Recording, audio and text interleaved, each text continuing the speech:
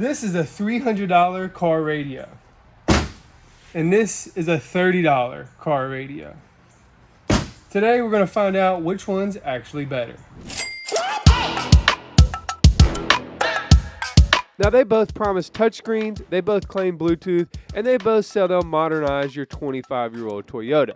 But are they the same? Can a $40 head unit really hold its own against one that costs 10 times as much? Today, we're going to find out. I got a 1997 4Runner and it desperately needs a new radio. So I did what any responsible adult does. I bought 2 radios. I went online and I was searching around for touchscreen radios like I wanted, and I kept finding way too many options. Shopping for car radios is a nightmare. Like I said, too many options, too many brands you never heard of, and way too many 5-star reviews that definitely weren't written by real humans. And honestly, you don't really know what you got until you bought it and it's sitting in your dash, and it's either looking clean and making good sound, or it's making you question your life decisions. The 2 I picked are practically the same, but 10 times the price difference. This $30 one claims CarPlay, Bluetooth radio, and everything else that might be interested to somebody that wants a touchscreen radio. And this $400 one claims that it'll do everything the $40 one will do and last longer, and just provide a better performance in general. Today we're going to test both, side by side, and figure out if we're paying for performance or just overpaying for a screen that lights up.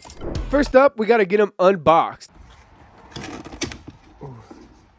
Nice and neatly packed in here. Got a nice little installation, product registration, nice little plate here. And then I guess we got all of our wiring in there. Nice, all right. And a backup camera with a mic. Look at that, all right. Got a nice cloth wrapping on it. That feels clean. That feels real clean. Let's keep it clean here, okay? There's the expensive one. So that's the expensive, nice and neatly packed. Let's check out the cheapie. Now one thing I noticed about this cheap one is it's lighter. Already. We got the wiring just sitting in a package, not neatly packed, just plastic, no cardboard. We got a remote. The other one didn't have that. Not sure what that's for. Maybe that's for getting your panels off. We got another plastic mount plate and some more mounting plate here. Another remote, so 2 remotes here for this one. Not as nicely packed. It's much lighter. Doesn't feel nowhere near as sturdy, but it's got, seems to have all the same buttons and features. Again, much lighter than this other one. I mean, you can just feel the difference in the boxes. There's our microphone, and I believe this one comes with a backup camera as well. It does. Now looking at them side by side, you could tell which one is $300 and which one is $30. About half the size there. All right, so we don't really know anything until we get these screens lit up and we can start pressing buttons and see how they function. So let's go ahead and get them installed. Now, whichever of these radios doesn't pass our test and meet our specifications, it's gonna meet the complaint department. Now, installation is where things can get a little tricky sometimes. Now, luckily, I bought 2 wiring adapters for my 4Runner, so all I gotta do is connect all the colors to the same wires, and these things should be plug and play. Both radios go right into the factory dash openings. Now, we made these Toyota brackets work because there's no other way to really mount this thing without them. So we're gonna go ahead and plug in our Toyota adapters here. So these things will work on pretty much any Toyota. Look, you can hear the antenna already. This thing lighting up. So this thing is a whole lot more compact than the expensive one. And I don't know if that's a good thing or not.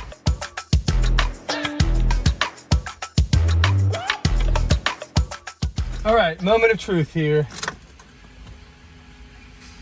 All right. Ooh. Oh, look at that. We got any sound? We got sound. It's not too bad.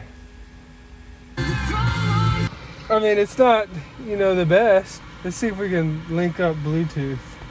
So one thing I don't like is it doesn't really pair up with Toyota that well because it's kind of, the screen's kind of facing down. This is not bad. It's showing me my stuff over here. I can click on Spotify.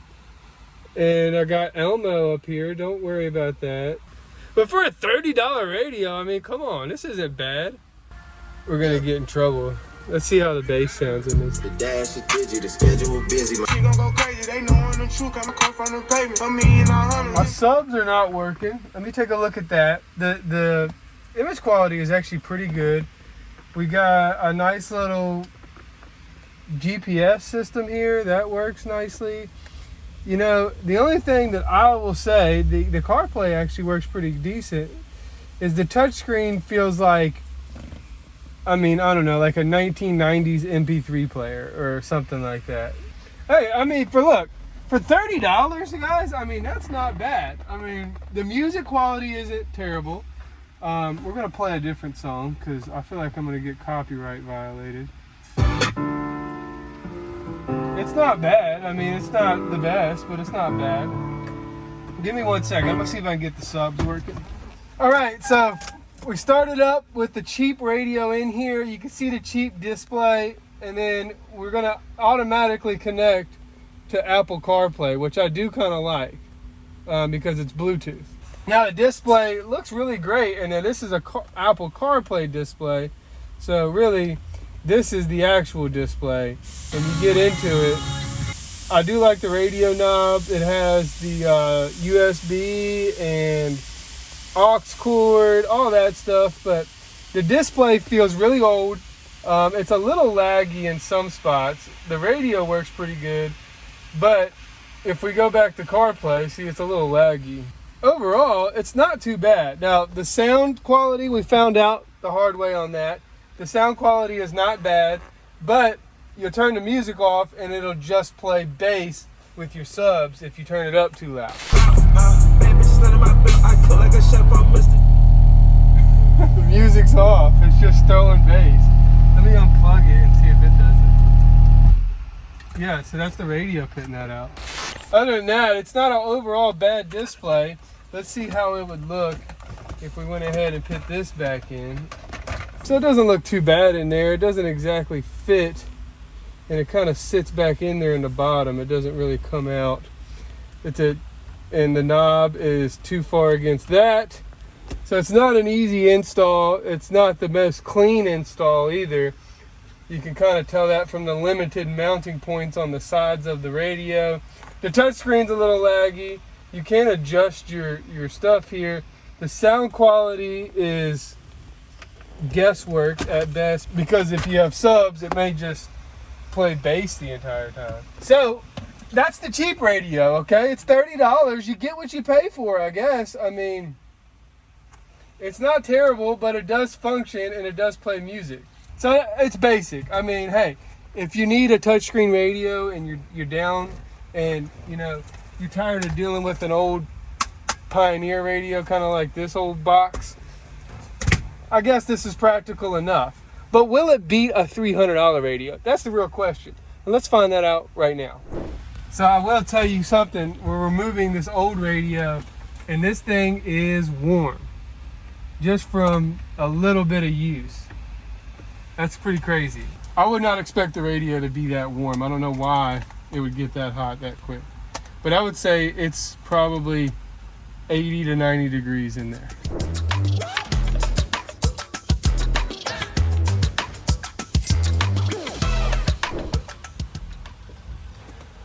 All right, moment of truth here. $300 radio. Oh, you heard that subwoofer come on. Woo, look at that. Look at that. Did you see that? This is already better. I could tell you that right now. I mean, $300, right? The screen seems to be working a little better. Wireless CarPlay ready to set up. Oh, whoa. There we go. Look at that. All right. So let's see if it's got a delay like the other one did. Okay, that's a CarPlay delay. Let's make sure the subs work, right? Subs work, and even without the subs, the sound quality sounds a little better on this newer radio. I mean, heck, as far as comparing the two goes, without CarPlay, they're both pretty simple radios. I mean, they don't do too much except for connect Bluetooth and play music. I would say the $300 one is probably going to last longer. Now, as far as functionality goes, this JBL is actually pretty comparable to the Chinese $30 knockoff. The sound quality is a little better, of course. So in the end, the JBL wins. Barely though, barely, by the squeak of its nose, which means this thing's got to meet its fate. It's got to meet the complaint department. That's exactly where we're sending it. And you might be wondering this entire time what the complaint department is. And this is the complaint department. And that's the complaint department. JBL for the win, folks. If you're looking for a touchscreen radio, you can spend $30 on one, and it will work. But it won't work as good as the $300 one. There's way too many radios out there and way too many bad products. So in the next radio video, we'll buy a whole lot more radios and test them all and smash all the ones that don't work so you'll never have to buy them. Until the next time I smash up some radios, you can follow me on Instagram and Facebook where I post weekly content about the day-to-day things that I do. Also, please subscribe to this channel as we're trying to get it to 100,000 subscribers by the end of the year. Thanks for watching, and whatever you do, however you do it, make sure you work hard, make sure you play hard, and most importantly, make sure you stay dirty. You can just call me Eddie.